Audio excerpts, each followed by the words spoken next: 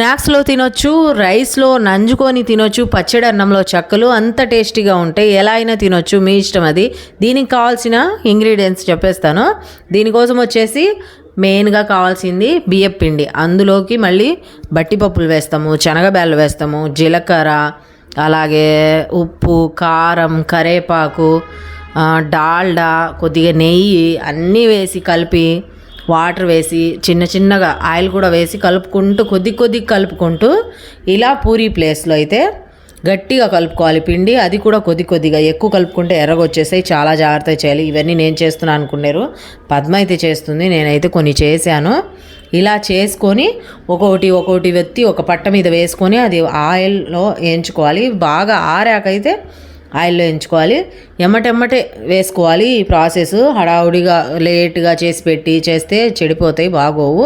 చాలా టేస్టీగా ఉంటాయి. ఇలా చేసుకుంటే ఒకసారి ట్రై చేయండి. వీడియో నచ్చితే లైక్ చేయండి. ఇదిగోండి ఆయిల్ అయితే పెట్టేసాం, ఆయిల్లో అయితే చక్కలు ఫ్రై అయిపోతున్నాయి. ఓకేనా, బాయ్. ఇలాంటి మంచి వీడియోస్ కోసం సపోర్ట్